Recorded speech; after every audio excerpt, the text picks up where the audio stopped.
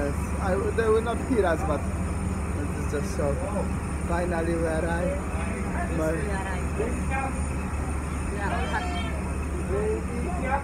Teraz w końcu i ostatecznie mogę powiedzieć, że się udało.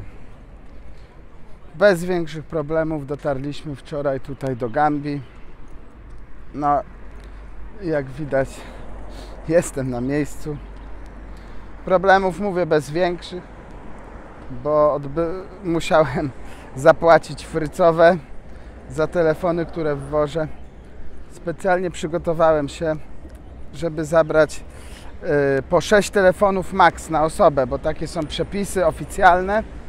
Tylko nie doczytałem, że 6 telefonów na osobę musi być w oddzielnej torbie zapakowane. Czyli jak my chcieliśmy mieć po kilka na osobę, powinniśmy mieć w kilku torbach. No niestety, mieliśmy tylko jedną torbę w środku z 15 telefonów i przyszło mi do zapłacenia $3000. Ale tak jak mówię, no nie jest to największa trudność, zakładając czasy covidowe i to, że w ogóle gdzieś wylecieć jest ciężko. Nie jest jakiś super busy dzień. Wstałem. Nie wiem, czy są otwarte kantory, bo chciałem trochę z miejscowej waluty zdobyć. A jak nie, to sobie wypłacę z bankomatu. Okolica, po której chodzę, jest mi bardzo dobrze znana. Tutaj spędziłem dużo czasu. Niedaleko tu mieszkałem prawie 3 lata, więc wiem, gdzie idę, skąd idę i wiem, gdzie mam wrócić. Chcę też kupić kartę SIM, jak będzie, ale tak jak mówię, na nic się nie nastawiam, bo jest 8 rano w niedzielę, a to znaczy, że tutaj jeszcze może się dużo rzeczy nie odbywać. To, co widzicie tutaj w oddali, to przynajmniej swego czasu, bo mogę być nie na czasie, minęło parę lat, to był największy budynek w Gambii, najwyższy. I jego zbudowali w czasach właśnie jak tu mieszkałem. Jak przyjechałem, to było tylko takie rusztowanie. Ta okolica, gdzie się znajduje, na to się mówi tutaj Bursubi Turntable albo po prostu Turntable. Turntable to jest rondo i to jest w sumie ważny punkt komunikacyjny. I teraz idę sobie spróbować kupić kartę SIM i wymienić pieniądze, jeżeli będą kantory otwarte. Tutaj, jak widać, ruch obowiązuje prawostronny, ale chodzi się jak chce, nie ma przejść dla pieszych. Trzeba zawsze ustępować samochodom. Tu mamy stację paliw, na której często tankowałem, i ten najwyższy budynek.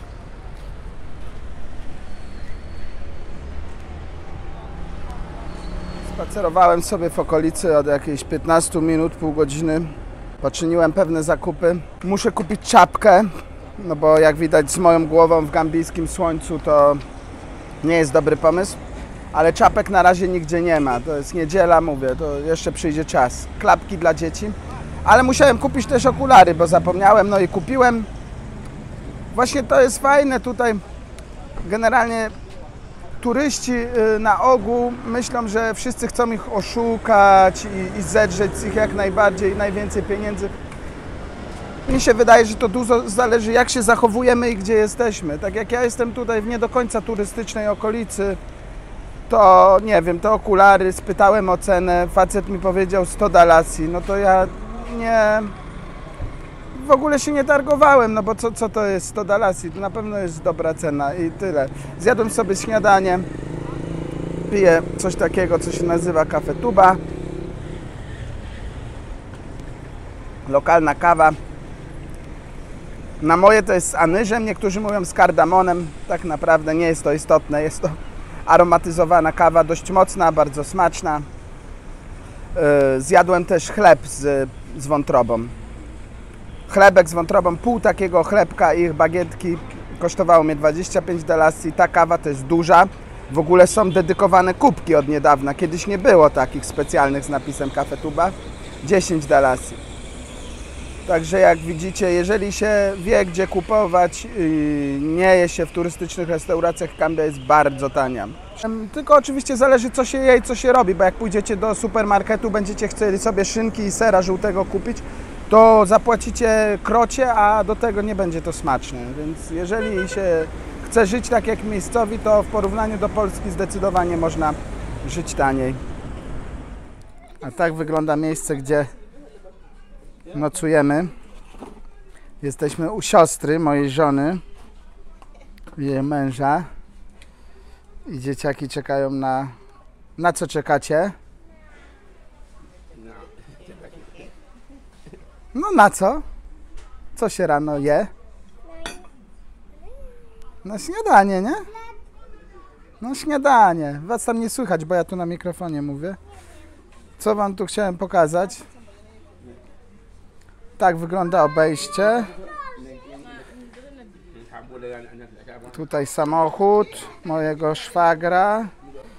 A tutaj, proszę Państwa, po tylu latach nadal na chodzie moja kochana Skodzina, tak zwany Skodilak.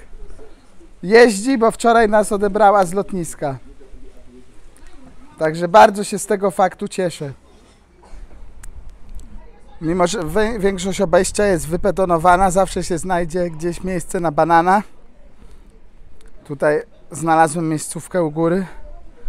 W tle widać ulicę, na której byłem wcześniej rano. A śniadanie, które widać z daleka, to nie jest nic specjalnego, tylko pozostałości tego, co było wcześniej na kolację. Tutaj dokładnie mamy do czynienia ze smażoną rybą, z taką fasolką i dość ostrym sosem pysznym. Very nice. A w niedzielne popołudnie, tak jak na niedzielne popołudnie przystało, wybraliśmy się na plażę. Wybraliśmy plażę w Bijilo i dlaczego mówię tak o tym niedzielnym popołudniu? Gambijczycy właśnie mało się kąpią, kobiety raczej się nie obnażają na plaży, nawet w bikini nie będą chodzić, ale często się stroją i właśnie w niedzielę spacerują sobie po plaży. Plaża w Bijilo nie jest może najbardziej znana, ale jak widać na załączonym obrazku ludzi było dość sporo, a i nasze dzieciaki wraz ze swoją kuzynką Fatu bawiły się w najlepsze. W poniedziałek nie marnowaliśmy czasu i wybraliśmy się z Soną do Serekundy. Serekunda to największe miasto w Gambii, a także jeden wielki bazar. Jeżeli chcecie coś kupić w Gambii, jakieś nietypowe rzeczy, to koniecznie musicie pojechać do Serekundy. Nam głównie chodziło o przygotowanie się do wyprawy na wieś, na którą niedługo wyruszamy. Oprócz fajnych zakupów w Serekundzie możecie spotkać również ciekawe zwierzęta, a także ludzi, którzy zaśpiewają pochwalne pieśni na waszą cześć. To jest piosenka dla mnie. My song for me, yes?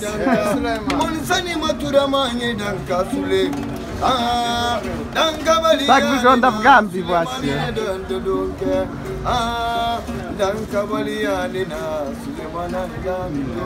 Czekam na Sonę, a przy okazji dostałem piosenkę. Bogdan. Bogdan, Suleman Bogdan. Bogdan. Ina mandengilu sumala Bogdan.